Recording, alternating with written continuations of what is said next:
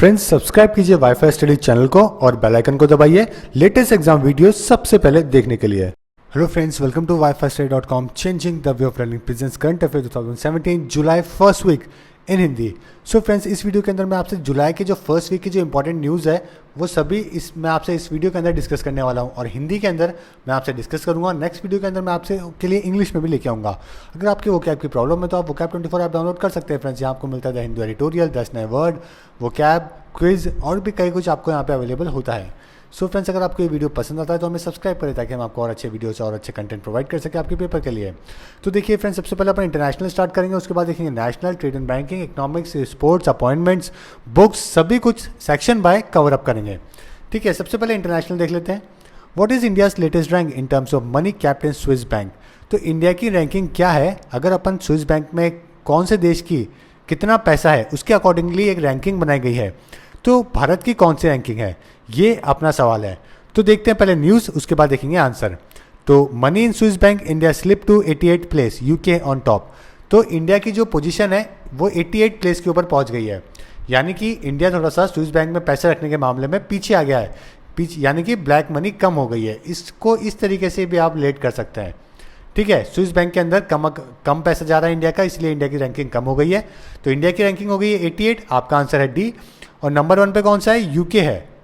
Okay, और ये officially कहा है स्विस नेशनल बैंक ने, 2016 के एंड तक का रिकॉर्ड है ये।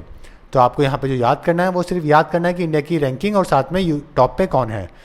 Next question, UN peace building commission was establish in which year. तो यूएन की जो पीस बिल्डिंग कमीशन है ये कौन से साल स्टैब्लिश करी गई थी, ये आपका सवाल है। ये UN peace keeping commission important क्यों हो गया है, मैंने ये सवाल क्यों पूछा है, इसका एक रीज़न है। क्योंकि इंडिया ने रिसेंटली, देखिए, ओके, $500,000 डोनेट कर रहे हैं यूएन पीस बिल्डिंग फंड के अंदर, ताकि दुनिया के अंदर पीस बढ़ सके, लोगों में लड़ाई कम हो दुनिया में, देशों में, इस वजह से। ठीक है, अब ये कब चालू हुआ था, 2005 के अंदर इसका इंसेप्शन हुआ था, यानी कि बिगनिंग। इंसेप्शन का मतलब होता है बिगनिंग। ठीक है, और सो फार अब तक अपन $5 मिलियन कॉन्ट्रीब्यूट कर चुके हैं इस फंड के अंदर।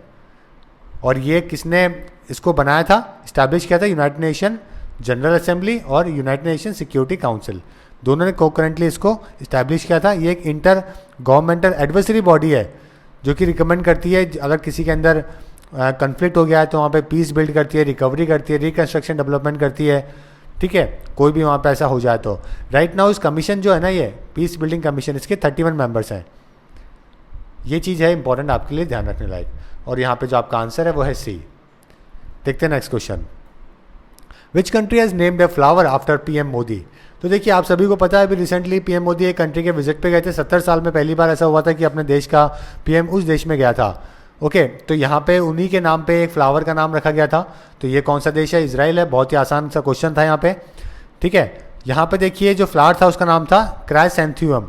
ये भी इंपॉर्टेंट है, ये फ्लावर का नाम भी बहुत इंपॉर्टेंट है। इस फ्लावर के नाम के ऊपर अब मोदी जी हो गया है, मोदी इस फ्लावर का नाम है। 3 डे की विजिट पे थे इजराइल की, और ये पहली विजिट थी इंडियन प्राइम मिनिस्टर की ज्यूइश नेशन के अंदर। साथ में आपको सभी को पता होगा कि जो लार्जेस्ट बेयर है इजरायली मिलिट्री वेपन का वो इंडिया ही है, और इजराइल का सेकंड लार्जेस्ट डिफेंस सप्लायर है इंडिया आफ्टर रशिया। रशिया के बाद में सबसे ज़्यादा जो डिफेंस के जो इक्विपमेंट सप्लाई करता है रशिया, इजराइल, वो इंडिया को करता है। अगर 99 से मैं 2009 तक की बात करूँ, 1999 से 2009 तक की बात करूँ, इन दोनों देशों के बीच में $9 बिलियन का डिफेंस का जो बिजनेस है वो हो चुका है, $9 बिलियन। ओके, और काफ़ी जो टाइप्स है काफ़ी स्ट्रांग भी हुए हैं पिछले कुछ सालों में। हालांकि जब 1947 की बात करें, जब पैलेस्टीन और इजराइल का इश्यू चल रहा था, तब इंडिया ने यूनाइटेड नेशंस के अंदर 1949 के अंदर इजराइल के अगेंस्ट वोट किया था। ओके, उस टाइम पे कई हिंदू नेशनलिज्म सपोर्टर थे, जैसे कि अपने हिंदू महासभा के लीडर थे विनायक दामोदर। उन सभी ने इंडिया के वोट को क्रिटिसाइज़ किया था कि इंडिया ने क्यों इजराइल के अगेंस्ट वोट किया है। इंडिया की उस टाइम पे मजबूरी थी, जो अपने नेहरू जी थे वो अरब देशों को नाराज़ नहीं करना चाहते थे, और अरब देशों की जो पैलेस्तीन के साथ में अच्छी साठगांठ है, ठीक है, इसीलिए इंडिया हमेशा पैलेस्तीन को सपोर्ट करता हुआ आया है शुरू से, ताकि अरब देशों को वो खुश रख सके। लेकिन इस बार पिछले कुछ टाइम से इंडिया ने इजराइल को भी काफ़ी सपोर्ट किया, और इजराइल ने भी इंडिया को काफ़ी सपोर्ट किया है एज़ कम्पेयर टू अगर बाकी देश देखे जाए तो।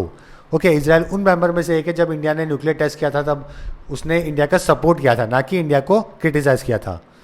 और 1950 में इंडिया ने ऑफिशियली रिकग्नाइज भी कर लिया था स्टेट ऑफ इजराइल को।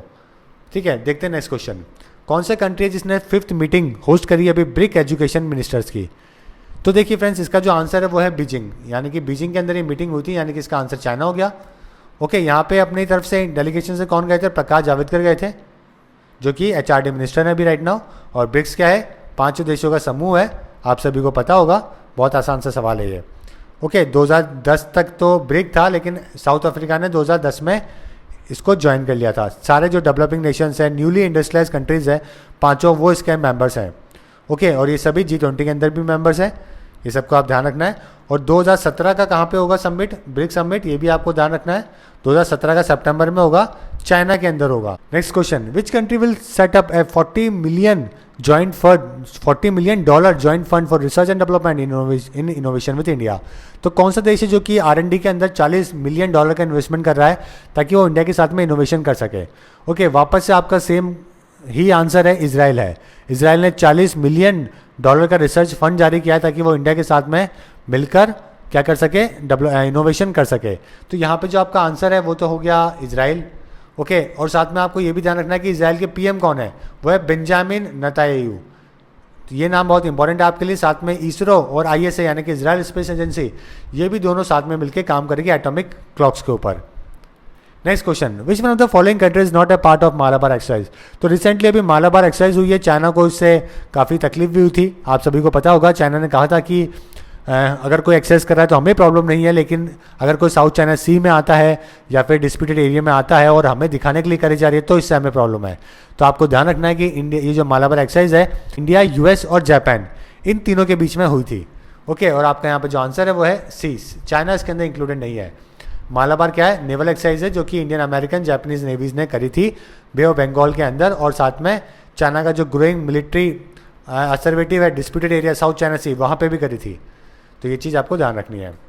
विच country recently passed a bill to make a torture a crime under national law? Okay, तो कौन सा कंट्री जिसने रिसेंटली बिल पास किया जो टॉर्चर है उसको क्राइम की कैटेगरी में डाला गया नेशनल लॉ के अंदर? तो देखते हैं news. Italy passes bill to make torture illegal. तो टॉर्चर करना इलीगल हो गया है इटली के अंदर, इटली में ये बिल पास हो गया है। और आपका जो सही आंसर है वो है सी, ठीक है। रोम ने साइन किया है UN convention against torture in 1984 but had never transferred it into the national legislation. तो 1984 के अंदर इन्होंने साइन कर लिया था, लेकिन अब जाके इसको लीगलाइज किया है। लार्जेस्ट फॉरेन इन्वेस्टर कंट्री कौन सा है यूके के अंदर? ये आपका सवाल है। अब ये सवाल क्यों पूछा गया? क्योंकि इंडिया पोजीशन लूज कर गया है अपनी एक, और इंडिया पहुंचा है 4th लार्जेस्ट इन्वेस्टर बना है यूके के अंदर। हाईएस्ट अगर इन्वेस्टर की बात की जाए तो यहाँ पे US है, वो नंबर 1 के ऊपर है। अगर इन्वेस्टमेंट की बात की जाए तो कहाँ पे? यूके के अंदर। उसके बाद में कौन है? चाइना है, ठीक है। उसके बाद में यूके, US के बाद में चाइना, उसके बाद में फिर इंडिया कौन से पोजीशन के ऊपर है? 4th पोजीशन के ऊपर है, ठीक है। तो ये चीज़ आपको ध्यान रखनी है। India slipped by 1 spot to become the 4th largest foreign investor into the UK. Okay, the US remain on the top investing 577 projects in the UK with China including Hong Kong remain the 2nd place with 160 projects, ठीक है। तो ये चीज़ आपको ध्यान रखनी है। और यहाँ पे जो आपका आंसर है तो वो कौन सा होगा? US होगा, largest foreign investor country into the UK. अब देखते हैं नेशनल से रिलेटेड न्यूज़। अजी dam is located in which state? तो अजी डैम के बारे में आपको बताना है कि ये कहाँ पे, कौन से स्टेट के अंदर लोकेटेड है। तो रिसेंटली ये क्यों आया है? बिकॉज PM मोदी ने इनॉग्रेट किया है।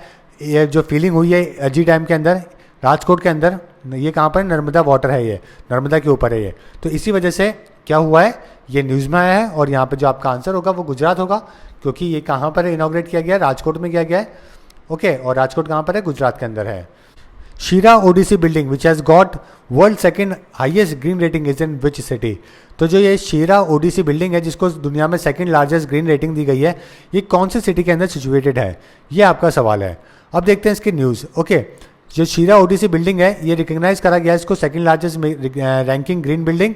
इसको 103 स्कोर मिला है 110 के अंदर से LEED सर्टिफिकेशन के अंदर, ठीक है। 3 स्टोरी बिल्डिंग है जो कि कंस्ट्रक्ट करी गई थी, और इफिशिएंसी ऑफ रिसोर्सेज यहाँ पे काफ़ी यूज़ करे गए हैं। और अगर सिटी की बात करूँ तो कौन सी? कोयम्बटूर ये सिटी है। तो आपका जो आंसर है वो है ए, कोयम्बटूर सिटी के अंदर इसको बनाया गया था। Arena by the Transstadia is located in which city? Another very important question, क्योंकि ये जो स्टेडियम है ये देश का पहला कन्वर्टेबल स्टेडियम है। ओके, PPP मॉडल के ऊपर बनाया गया था, 550 करोड़ प्रोजेक्ट था करोड़ का, और ये अहमदाबाद गुजरात के अंदर इसको बनाया गया है। तो आपका जो आंसर है वो है डी, PM मोदी ने इसको इनॉग्रेट किया है अभी रिसेंटली। कौन सी सिटी है जो कि होस्ट करने वाली है first ever mega textile trade fair textile India 2017, ये आपका सवाल है। तो वापस से गुजरात से रिलेटेड ही है, और टेक्सटाइल की बात की जाए तो यहाँ पे ये जो गुजरात की इंडस्ट्री काफ़ी फेमस है और पीएम मोदी ने इनाग्रेट किया है इसको, और आपका जो आंसर है वो है गांधीनगर। तो कुल मिला के जो तीनों आपके जो करंट अफेयर के सवाल थे वो गुजरात से ही रिलेटेड थे। कौन सा स्टेट है जिसने इनाग्रेट किया है highest India's largest fresh water aquarium? तो एक्वेरियम बनाया है जो कि लार्जेस्ट फ्रेश वाटर का है, कौन से स्टेट ने बनाया है? तो ये कौन सा है? झारखंड स्टेट है। तो झारखंड का जो सीएम है रघुबर दास, ये नाम आपको ध्यान रखना है, ठीक है। इन्होंने इसको बनाया है बिरसा मुंडा जूलॉजिकल पार्क के अंदर। ओके, 12 किलोमीटर ये सिटी से दूर है, और आपका जो यहाँ पे आंसर है वो है झारखंड। झारखंड ने इसको बनाया है। In whose memory national doctor day is observe? तो नेशनल डॉक्टर डे किनके मेमोरी में इसको बनाया जाता है, ऑब्जर्व किया जाता है, ये आपका सवाल है। 1991 के अंदर इसको रिकग्नाइज किया गया था 1 जुलाई को, ठीक है। और 1 जुलाई को क्या है? बर्थ और डेथ एनिवर्सरी है किसकी? भारत के बहुत ही बड़े फिजिशियन थे एक बिंधन चंद्रा रॉय, बीसी रॉय इनको कहते हैं, इनके ऑनर के अंदर इसको ऑब्जर्व किया गया था। ये वो पर्सन है जिनको भारत रत्न दिया गया था 1961 के अंदर। तो आपका जो आंसर है वो है B. Veer Bhavan, the headquarters of dash government erstwhile sales tax department was renamed as GST Bhavan. तो वीर भवन नाम का जो था, जो कि हेडक्वार्टर था गवर्नमेंट के एक डिपार्टमेंट का, एक स्टेट का, तो उसका जो नाम बदल के जीएसटी भवन कर दिया गया है। तो उसका नाम क्या था, ये आपसे पूछा गया है। ओके, ये किसका था? जो वीर जो भवन था, ये हेडक्वार्टर था महाराष्ट्र गवर्नमेंट का, ठीक है। जो सेल्स टैक्स डिपार्टमेंट है उसका ये ऑफिस था, जिसको बदल के जीएसटी भवन रख दिया गया है। तो आपका जो यहाँ पे सही आंसर है वो है महाराष्ट्र। इसके बाद में डेप्थ में न्यूज़ में नहीं जाना है कि वो जो सीनियर आईएएस ऑफिसर है, ओके, वो स्टेट के जीएसटी कमिश्नर बनाए गए, इतना आपको नहीं जाना। जो मैंने बताया वो आपको ध्यान रखना है। कौन सा स्टेट है जिसने सेपरेट बजट बनाया है एग्रीकल्चर के लिए नेक्स्ट ईयर के लिए? तो ये कौन सा स्टेट है? तेलंगाना है ये, जो कि सेपरेट उसने एग्रीकल्चर बजट बनाया है नेक्स्ट ईयर से। और यहाँ के सीएम कौन है? चंद्रशेखर राव इसके सीएम है। ये चीज़ आपको ध्यान रखनी है, और आपका जो आंसर है वो है D. Okay, which is the third village to be adopted by PM Modi? तो अभी रिसेंटली तीसरा विलेज भी अडॉप्ट किया है पीएम मोदी ने। इससे पहले 2 विलेज को अडॉप्ट किया था, जिनका जो नाम था वो था एक तो जयापुर और एक नागेपुर। तो ये जयापुर है, ये जयपुर नहीं है, इसको दोनों अलग अलग है। जयपुर कैपिटल है राजस्थान की, ओके, ये अलग है, जयापुर अलग है। तो जयापुर को और नागेपुर को पहले अडॉप्ट किया गया था, अभी रिसेंटली जो किया है वो किसको किया है? ककारिया को किया है, ककारिया। तो आपका जो आंसर है वो है डी। ओके, ये एक रेसलर्स जो रेसलिंग करते हैं उनका विलेज है, काफ़ी सारे रेसलर यहाँ से निकलते हैं। तो वाराणसी की जो कॉन्स्टिट्यूएंसी है वहाँ पे इसको अडॉप्ट किया गया है। नेक्स्ट क्वेश्चन, कौन सा स्टेट है जो कि सेटअप कर रहा है new force for rhino protection? Rhino के प्रोटेक्शन के लिए नई फोर्स बनाई जा रही है, कौन सा स्टेट कर रहा है? तो ऑब्वियस से राइनोज कहाँ मिलते हैं? काजीरंगा में मिलते हैं। काजीरंगा कहाँ पर है? आसाम के अंदर है। तो आसाम ही रेस करेगा नई फोर्स को राइनो के प्रोटेक्शन के लिए। ओके, तो आपका जो आंसर है वो है आसाम। कौन सा स्टेट है जिसने रिसेंटली प्लांट किया है नियर बाय 6.5 करोड़ प्लांट 12 घंटे के अंदर? तो ये कौन सा स्टेट है? मध्य प्रदेश है, जिसने रिकॉर्ड 6 करोड़ के आसपास 6.5 करोड़ सैपलिंग्स 12 घंटे के अंदर लगाए गए हैं। तो ये बहुत ही अच्छा स्टेप है जो कि लिया गया है, गिनीज रिकॉर्ड के अंदर भी इसको दायर कर दिया गया है। तो आपका जो यहाँ पे आंसर है वो है मध्य प्रदेश। मध्य प्रदेश ने ये काम किया है। देखते हैं next question, in which city foundation stone of India biggest global skill park was laid recently? Okay, तो आपको बताना कि फाउंडेशन स्टोन रखा गया था अभी इंडिया का बिगेस्ट ग्लोबल स्किल पार्क का, ये कौन सी सिटी के अंदर रखा गया है? तो देखिए फ्रेंड्स, फाउंडेशन स्टोन रखा गया था, और जो यूनियन मिनिस्टर है अपने स्टेट फॉर स्किल डेवलपमेंट और एंटरप्रेन्योरशिप कौन है? राजीव प्रताप रूडी। ओके, और साथ में जो मध्य प्रदेश के जो सीएम है शिवराज सिंह चौहान, इन दोनों ने इसका फाउंडेशन रखा है। कहाँ पर रखा गया? भोपाल के अंदर, जो कि मध्य प्रदेश के अंदर है। तो आपका जो आंसर है वो है बी। ओके, 6,500 करोड़ का ये प्रोजेक्ट है, जिसके अंदर 1000 स्टूडेंट्स को हर साल ट्रेनिंग प्रोवाइड की जाएगी इंटरनेशनल स्टैंडर्ड्स के accordingly. Next question, what is the name of A India Thailand military exercise? तो मैं आपको पहले भी बता चुका हूँ कि जितनी भी मिलिट्री एक्सरसाइज होती है, नेवल एक्सरसाइज, एयरफोर्स एक्सरसाइज, सभी बहुत इंपॉर्टेंट होती है आपके पेपर के लिए। एक नया क्वेश्चन इसमें ज़रूर आता है। और इंडिया थाईलैंड की जो मिलिट्री एक्सरसाइज है, इसका नाम बहुत आसान है, मैत्री इसका नाम है। 14 दिन की जॉइंट मिलिट्री ट्रेनिंग है ये। ओके, तो देखिए आपका जो आंसर है वो है A. The joint exercise of Indian army with the royal Thailand army commenced at Bakloh in Chamba district. Chamba district Himachal में है, तो हिमाचल में ये स्टार्ट करी गई है। Kambala buffalo race is related to which state? तो देखिए कम्बाला एक बफेलो रेस है जो कि स्टार्ट करी गई थी, प्रेसिडेंट का असेंट दिया गया था इसको। तो ये कौन से स्टेट के अंदर है? तो देखते हैं इससे related news. The president give his assent to the bill pass by the Karnataka assembly to legalize traditional buffalo race Kambala. तो जो कर्नाटका असेंबली है वहाँ पे ये बिल पास किया गया था, उसके बाद में प्रेसिडेंट की असेंट भी मिली है और लीगलाइज हो गया है। ट्रेडिशनल बफेलो का रेस है कंबाला, ओके, और साथ में जो बुलक कार्ट्स की जो रेस है वो भी वहाँ पे स्टार्ट कर दी गई है। और ये कसका कर्नाटका का स्पोर्ट्स है। बहुत ही इंपॉर्टेंट क्वेश्चन है आपके लिए। Indian latest air traffic control tower has been installed on which airport. तो अभी रिसेंटली एक tallest air traffic control tower लगाया गया है, वो कौन से एयरपोर्ट के ऊपर लगाया गया है? ओके, ATC ने इसको इंस्टॉल किया है, एयर ट्रैफिक कंट्रोल टावर बनाया गया है ये, और दिल्ली एयरपोर्ट के ऊपर इसको लगाया गया है। तो आपका जो आंसर है वो है ए, दिल्ली एयरपोर्ट, ठीक है। और इसका जो ऑपरेटर कौन होगा एयरपोर्ट का? AAI होगी, एयरपोर्ट अथॉरिटी ऑफ इंडिया होगा। नेक्स्ट क्वेश्चन देखते हैं। AIIB ने अप्रूव किया 329 मिलियन USD का लोन ताकि 4000 विलेजेस के अंदर रोड बना सके। तो ये कौन से स्टेट के अंदर किया गया है? तो देखिए, सबसे पहले AIIB के बारे में जानिए। मैं आपको पहले भी बता चुका हूँ इसके बारे में कई बार। हेडक्वार्टर कहाँ पर है? बीजिंग के अंदर है। मेंबर्स कितने हैं इसके? 56 मेंबर्स हैं, ओके। और प्रेसिडेंट कौन है? जिन लिक्वन इसके प्रेसिडेंट है राइट नाउ।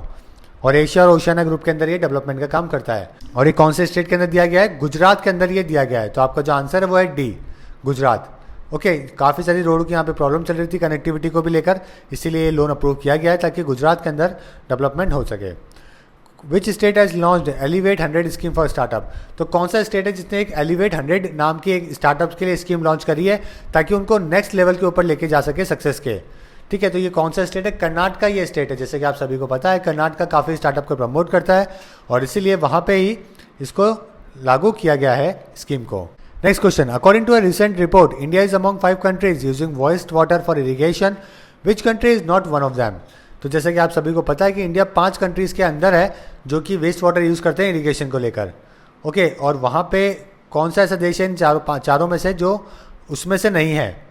बाकी 4 देशों की बात की जाए तो इंडिया, चाइना, पाकिस्तान, मैक्सिको और ईरान, ओके। ये वो देश है जो कि डर्टी जो वेस्ट वाटर है, ओके, ये सब यूज़ करते हैं किसके अंदर? इरीगेशन के अंदर, जिससे काफ़ी लोगों की हेल्थ रिस्क बढ़ जाती है, बहुत ज़्यादा प्रॉब्लम होने की पॉसिबिलिटी बढ़ जाती है। तो यहाँ पे जो ऑप्शन आपका जो नहीं है वो श्रीलंका है, यानी कि आपका जो आंसर है वो सही श्रीलंका है, ओके। और ये चीज़ इन्वायरमेंट मिनिस्टर को ध्यान रखने की है कि जो वेस्ट वाटर वो इरीगेशन में काम में ना लिया जाए। कौन सा student scientist connect program launch किया गया CSIR के द्वारा? CSIR की फुल फॉर्म है council for scientific and industrial research, ठीक है। ये यहाँ पे जिज्ञासा नाम का एक student scientist connect program launch किया गया है और आपका जो आंसर है वो है ए, जिज्ञासा, ठीक है। और ये किस लिए बनाया गया है? ये प्रोग्राम को इसको लॉन्च किया गया है ताकि आपस में एक बहुत अच्छी अंडरस्टैंडिंग बन सके स्टूडेंट और साइंटिस्ट के बीच में। स्टूडेंट साइंटिस्ट से काफ़ी कुछ लर्न कर सके ताकि जो उनके फ्यूचर में काम आए, और रिसर्च के अंदर, इनोवेशन के अंदर स्टूडेंट काफ़ी आगे बढ़े जो कि देश के अंदर बहुत कम है right now as compare to the बाकी developing countries. Garib Nawaz skill development center will be establish in how many districts of India. तो रिसेंटली जो अपने मिनिस्टर है माइनॉरिटी अफेयर्स के, कौन है? श्री मुख्तार अब्बास नकवी जी है। उन्होंने कहा है कि जो गरीब नवाज स्किल डेवलपमेंट सेंटर है ये देश के 100 डिस्ट्रिक्ट के अंदर ओपन किया जाएगा, जहाँ पे एम्प्लॉयमेंट ओरिएंटेड स्किल डेवलपमेंट किया जाएगा यूथ का, किसके? माइनॉरिटी कम्युनिटी के, ओके। तो आपका जो यहाँ पे आंसर है वो तो है 100 डिस्ट्रिक्ट में किया जाएगा, और माइनॉरिटी जो यूथ है उनके लिए ये बनाया गया है। अब देखते हैं ट्रेड एंड बैंकिंग से related important news. Revise rate बताइए जो फर्टिलाइजर्स के ऊपर किया गया है। पहले जो 12% टैक्स की बात करी गई थी फर्टिलाइजर्स की, लेकिन अब रिवाइज करके 5% कर दिया है GST के अंदर। तो आपका जो आंसर है वो है 5%, okay. Next question, with which Japanese company BHEL has signed a pact for manufacturing of stainless steel coaches and bogies for metros. तो मेट्रोज के अंदर जो बोगीज बनाने को लेकर, स्टील कोचेस बनाने को लेकर अभी रिसेंटली BHEL क्या है? भारत हैवी इलेक्ट्रिकल लिमिटेड है, उसने जापानीज कंपनी के साथ में टाइप किया है। तो ये कौन सी जापानीज कंपनी है? ओके, यहाँ पे जो आपका आंसर है वो है कावासाकी हैवी इलेक्ट्रिकल्स इंडस्ट्रीज नाम की कंपनी है जो कि एग्रीमेंट में आई है भारत हैवी इलेक्ट्रिकल लिमिटेड के साथ में, ताकि स्टेनलेस स्टील, स्टेनलेस क्या होता है फ्रेंड्स? ये रस्टिंग नहीं होती स्टेनलेस स्टील के अंदर, ओके। क्रोमियम इसके अंदर ऐड होता है, उसकी वजह से ऐसा होता है। नेक्स्ट क्वेश्चन, कौन सा बैंक है जो कि आने वाले 31 जुलाई के तक जितने भी जो मेस्ट्रो डेबिट कार्ड्स होंगे उन सभी को ब्लॉक कर देगा? तो ऐसा करने वाला कौन सा बैंक है? PNB बैंक है। जो जितने भी जो मेस्ट्रो डेबिट कार्ड्स होल्डर्स होंगे उनको ब्लॉकेज फेस करना पड़ेगा जब तक वो उसको वापस से रिप्लेस नहीं करवाते हैं EMV चिप के साथ में, जो कि नई इशू करी गई है, और ऐसा करने वाला है PNB bank. Which one of the following has commenced operation as a payment bank with effect from June 30। तो कौन सा ऐसा ऑपरेशन है, ऐसा पेमेंट बैंक है जो कि अपना ऑपरेशन स्टार्ट करेगा 30 जून से? तो आपका जो आंसर है वह फिनो बिकम्स पेमेंट बैंक। तो फिनो पेमेंट बैंक बन चुका है। फिनो का मतलब क्या है? Financial investment network and operation. इसकी फुल फॉर्म भी कई बार पूछ लेते हैं। ओके, तो आपका जो आंसर है वो ए है। तो वो क्या बन चुका है? पेमेंट बैंक बन चुका है according to the RBI. Next question, which micro finance institution has launch cashless solution Saathi? तो कौन सा ऐसा माइक्रो फाइनेंस इंस्टीट्यूशन है जिसने कैशलेस सोल्यूशन लॉन्च किया है? साथी नाम का mid size micro finance institution है, सवातंत्रा माइक्रोफिन, ये इसने इसको लॉन्च किया है। तो आपका जो आंसर होगा वो तो होगा सवंतरा माइक्रोफिन, जिसने साथी नाम का क्या लॉन्च किया है? एक एंटायर स्पेक्ट्रम लॉन्च किया है ऑपरेशन के लिए, जैसे कि लोन ऑपरेटिंग सिस्टम कलेक्शन के लेके। तो ये ऐप लॉन्च करी गई है इन सभी को इजी करने को लेकर। अभी रिसेंटली एडीबी ने साइन किया है $220 मिलियन का लोन एग्रीमेंट, ताकि इंडिया के अंदर रोड कनेक्टिविटी इंप्रूव हो सके, ट्रांसपोर्ट सेफ्टी रोड हाईवेज के ऊपर। तो ये कौन से स्टेट का ऐसा हो सके उसके लिए किया गया है। एडीबी के बारे में आपको पता होना चाहिए। सबसे पहले एडीबी क्या है, का हेडक्वार्टर कहाँ पर है? फिलीपींस के अंदर है। इसके जो प्रेसिडेंट है वो है तकाहीको नकायो, और मेंबर्स कितने हैं? 67 देश इसके मेंबर्स हैं, और इकोनॉमिक डेवलपमेंट इनका पैरामीटर है। तो ये कौन से स्टेट में इन्होंने लोन दिया है? राजस्थान को इन्होंने लोन दिया है। ओके, ताकि राजस्थान में डेवलपमेंट हो सके। Which date will be observe as save public sector bank day by Union Bank? तो ऐसा कौन सा डे है जो कि ऑब्जर्व किया गया है सेव पब्लिक सेक्टर बैंक्स इस नाम से? तो ये 19 जुलाई को रिकॉग्नाइज किया गया है, ऑब्जर्व किया गया है, जब नेशनलाइजेशन हुआ था मेजर बैंक का। सेव पब्लिक सेक्टर बैंक नाम से इसको लॉन्च किया गया है, और आपका आंसर है 19 जुलाई। How many banks have tied up with the EPFO for collection of PF dues? तो कितने बैंक है जिन्होंने टाइप किया है ईपीएफओ के साथ में, ताकि कलेक्शन कर सके पीएफ ड्यूज के?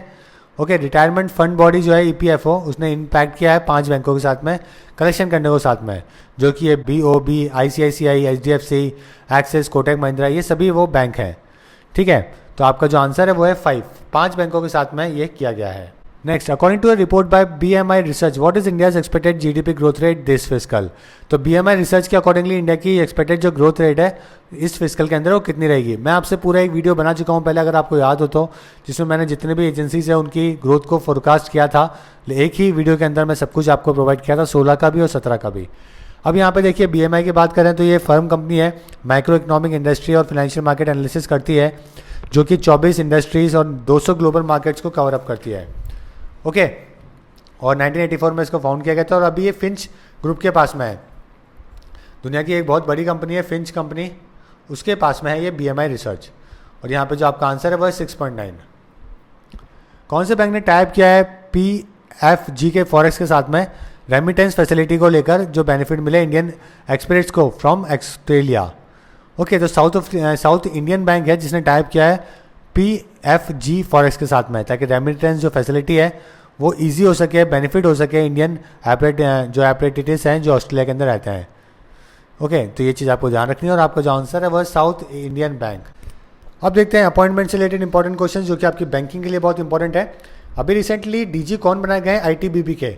ओके, आईटीबीपी के नए डीजी अभी अपॉइंट करे गए हैं, वो है आर.के. पंचनंदा। आर.के. पंचनंदा जी को बनाया गया है नए डीजी आईटीबीपी के।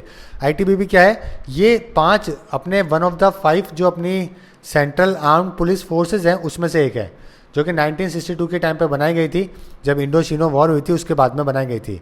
ओके, जो चाइना के साथ में बॉर्डर है तिब्बत वाली, वहाँ पे ये अपना सिक्योरिटी का काम करती है। नियर बाय 90,000 एक्टिव पर्सनल इसके अंदर है, और 5,000 करोड़ का इसका बजट है। और यहाँ पे जो आपका आंसर है वो है बी। अभी रिसेंटली 15वें अटॉर्नी जनरल ऑफ इंडिया कौन अपॉइंट करे गए हैं? बहुत ही इंपॉर्टेंट सवाल है ये, आपको पता होना चाहिए। रणजीत सिंह तो कौन है? सॉलिसिटर जनरल है राइट नाउ। और अटॉर्नी जनरल कौन है? के वेणुगोपाल, जो कि 15वें अटॉर्नी जनरल है देश के। तो आपका जो आंसर है वो है डी। और पहले इससे पहले कौन थे? मुकुल रस्तोगी जी थे, जिन्होंने अपनी पोजीशन स्टेप डाउन किया फर्स्ट टर्म के अंदर ही। अभी recently 21st chief election commissioner भी अपॉइंट करे गए हैं, वो कौन है ये आपको बताना है। तो अंचल कुमार ज्योति जी हैं, जो कि देश के बने न्यू चीफ इलेक्शन कमिश्नर। तो यहाँ पे जो आपका आंसर है वो है ए है। ओके, और ये 6 जुलाई से अपना चार्ज स्टार्ट करेंगे। पहले चीफ सेक्रेटरी थे गुजरात के, अभी इलेक्शन कमिश्नर बनाए गए हैं। ओके, तो ये चीज़ आपको ध्यान रखनी है। साथ में मैं आपको कुछ और इन्फॉर्मेशन देना भूल गया यहाँ पे अटॉर्नी जनरल के बारे में, कि ये इंडियन गवर्नमेंट के चीफ लीगल एडवाइजर भी होते हैं, प्राइमरी लॉयर होते हैं सुप्रीम कोर्ट के। प्रेसिडेंट ऑफ इंडिया इनको अपॉइंट करते हैं। आर्टिकल कौन सा है? 76(1) है। ठीक है, कॉन्स्टिट्यूशन के अंदर। और ये प्लेजर ऑफ प्रेसिडेंट के जो टाइम है उसमें ऑफिस होल्ड करते हैं। जो क्वालिफाइड होता है अपॉइंट करने के जज ऑफ द सुप्रीम कोर्ट, उनको बनाया जाता है। ठीक है, ये चीज़ आपको ध्यान रखनी है। और जिनका 10 से 15 साल का एक्सपीरियंस हो हाई कोर्ट के अंदर एज ए जज या फिर लॉयर, उनको वो भी एक एलिजिबिलिटी क्राइटेरिया है यहाँ पे आने के लिए। ठीक है, प्रेसिडेंट ऑफ इंडिया ने अभी 15वें अटॉर्नी जनरल वेणुगोपाल जी को अपॉइंट किया है। 3 साल का इनका टेन्योर होगा। ठीक है, इलेक्शन कमीशन की बात की जाए तो ये भी एक ऑटोनोमस कॉन्स्टिट्यूशनल अथॉरिटी है, रेस्पॉन्सिबल है इलेक्शन को लेके। जितने भी इलेक्शंस होते हैं, जैसे कि लोकसभा के, राज्यसभा के, प्रेसिडेंट के, वाइस प्रेसिडेंट के, ठीक है, उसके अलावा जो आपके स्टेट लेजिस्लेटिव के, ये सभी इलेक्शन कमीशन ही कराता है। और आर्टिकल कौन सा है इसको लेके? आर्टिकल 324 है, election commission. Next question, micro finance institution network के प्रेसिडेंट कौन रीअपॉइंट करे गए हैं? तो मैंने आपको पहले ही बताया था, पहले के उस करंट अफेयर के वीडियो में राकेश दुबे जी थे, जो कि MFIN के वापस से प्रेसिडेंट सेलेक्ट करे गए हैं। तो ये चीज़ आपको ध्यान रखनी है। MFIN क्या है? माइक्रो फाइनेंस इंस्टीट्यूशन नेटवर्क है। नेक्स्ट क्वेश्चन, अभी रिसेंटली नए चीफ बनाए गए नेशनल डिजास्टर रेस्पॉन्स टीम के। कभी भी कोई डिजास्टर आता है तो NDRF ये टीम होती है जो कि सबसे पहले पहुंचती है। तो इसके चीफ जो अपॉइंट करे गए वो हिमाचल प्रदेश के जो DGP थे संजय कुमार, उनको अपॉइंट किया गया है, संजय कुमार जी को। तो आपका जो आंसर है वो है ए। ठीक है, ये अपॉइंट करे गए नए चीफ किसके? नेशनल डिजास्टर रेस्पॉन्स फोर्स के। प्रदीप कुमार रावत जी को नेक्स्ट एम्बेसडर बनाया गया है इंडिया का कौन से देश का? तो इनको बनाया गया है इंडोनेशिया का एम्बेसडर। ओके, पहले ये क्या थे? जॉइंट सेक्रेटरी थे मिनिस्ट्री ऑफ एक्सटर्नल अफेयर्स के अंदर। केवल हांडा जी को अपॉइंट किया गया नॉन एग्जीक्यूटिव चेयरपर्सन। कौन से बैंक के अपॉइंट किए गए? ये यूनियन बैंक के अपॉइंट करे गए हैं। तो आपका जो आंसर है वो है डी। अब देखते हैं award related important question. Which one of the following app has recently von GSMA Asia mobile award? तो GSMA एशिया मोबाइल अवार्ड जीतने वाली कौन सी ऐप है? ये जो ऐप है ये हेल्थ मिनिस्ट्री ने बनाई थी, EVIN, जिसका पूरा नाम था electronic vaccine intelligence network. Electronic vaccine intelligence network एक online real time vaccine logistic management system develop किया गया था ministry of health and union development programme के द्वारा। तो आपका जो आंसर है वो है EVIN, डी आपका सही आंसर है। विच one of the following will be awarded with the Mohan बागान रत्ना 2017? तो मोहन बागान 2017 का जो अवार्ड है वो किनको दिया गया है? ये दिया गया है सुब्रता भट्टाचार्य जी को। ओके, सुब्रता भट्टाचार्य जी को दिया गया है मोहन बागान रत्ना अवार्ड। तो ये आपका आंसर है। ठीक है, ये 17वें रेसिपिएंट है, 2001 में इसको स्टार्ट किया गया था इस अवार्ड को। नेक्स्ट क्वेश्चन देखते हैं। अभी रिसेंटली जो एक अवार्ड दिया गया है ब्रांड्स एकेडमी के द्वारा, क्या? इंडियन ऑफ द ईयर का अवार्ड। तो ये किनको दिया गया है? तो राइटर है प्रीति शेनॉय जी को, उनको मिला है Indian of the year award. Okay, कहाँ पे? न्यू दिल्ली के अंदर। तो आपका जो आंसर है वो है ए है। और ये क्या है? इंडिया की top highest selling women authors हैं जिनको ब्रांड्स एकेडमी से अवार्ड मिला है। कौन सी इंडियन पुलिस ऑफिसर है जिन्होंने रिसेंटली प्रेस्टिजियस अवार्ड मिला है उनको US के अंदर? Okay, tireless efforts in fighting against human trafficking. तो ह्यूमन ट्रैफिकिंग को रोकने को लेकर इन्होंने काफ़ी काम किया है और इसी वजह से इनको अवार्ड दिया गया है। सीनियर इंडियन पुलिस ऑफिसर है। ओके, और इनका नाम क्या? महेश भागवत जी से आप याद कर सकते हैं। महेश भागवत जी हैं जो कि इनको ये अवार्ड दिया गया है, tracking in person hero award. Which Pune based NGO has been awarded the United Nations development programme equator prize? तो इंपॉर्टेंट क्वेश्चन है, पुणे की कौन सी NGO है जिसको ये अवार्ड दिया गया है, प्रोग्राम इक्वेटर प्राइज दिया गया है? तो यह है स्वयं शिक्षा प्रयोग। स्वयं शिक्षा प्रयोग एक NGO है जो कि किसके लिए काम करता है? इकोलॉजी के लिए काम करता है, एग्रीकल्चर मॉडल को बढ़ाता है आगे, ताकि ड्रॉट आ जाए तो कैसे काम किया जाए ताकि आपके प्रोडक्शन खराब ना हो। तो इस नाम का है स्वयं शिक्षा प्रयोग नाम से स्टार्ट किया गया है। अब देखते हैं sports related important news. Confederation cup 2017 का कौन सी टीम ने जीता है? तो वह जर्मनी ने अपना मेडन कन्फेडरेशन कप जीत लिया है और चिली को इन्होंने 1-0 से हराया था फाइनल के अंदर। तो यहाँ पे जो आपका आंसर है वो है क्या है? जर्मनी। कौन सी टीम है जिसने एशियन स्नूकर चैंपियनशिप रिसेंटली जीती है? ठीक है, पंकज आडवाणी की जो टीम थी उसके अंदर कई और अच्छे प्लेयर थे जिन्होंने पाकिस्तान को फाइनल में हरा के एशियन स्नूकर चैंपियनशिप जीत ली है और बहुत ही इजी तरीके से इंडिया ने पाकिस्तान को हराया है। ओके, तो यहाँ पे जो आपका आंसर है वो है इंडिया। अब देखते हैं 10 related important question. Madhukar Toradmal passed away recently, who he was? तो मधुकर जो तोराडमल थे ये कौन थे? ये क्या थे? ये एक्टर थे, राइटर थे जिनकी रिसेंटली डेथ हुई है। काफ़ी ज़्यादा इनकी एज हो गई थी और आपका जो आंसर होगा वो होगा सी। सो अब देखते हैं बुक से रिलेटेड इंपॉर्टेंट क्वेश्चन। रिसेंटली एक न्यूज़पेपर ने बुक पब्लिश करी है प्रेसिडेंट प्रणब मुखर्जी है स्टेटमेंट नाम से। तो ये जो बुक है ये कौन से न्यूज़पेपर ने पब्लिश करी है? तो जो न्यूज़पेपर है उसका नाम ऑटोमेटिकली किताब के अंदर ही लिखा हुआ है, प्रेसिडेंट प्रणब मुखर्जी ए स्टेटमेंट।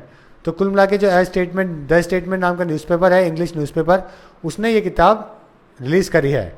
ओके, सो फ्रेंड्स ये आपके इंपॉर्टेंट करंट अफेयर्स है जो कि फर्स्ट वीक ऑफ जुलाई से रिलेटेड थे। अपन ने सभी कुछ कवर अप करा है, उम्मीद है आपको इससे काफ़ी हेल्प मिलेगी। इंग्लिश में भी मैं आपके लिए लेके आऊँगा ताकि जो इंग्लिश व्यूवर्स हैं उनको भी काफ़ी हेल्प मिल सके। So friends, thank you and all the best.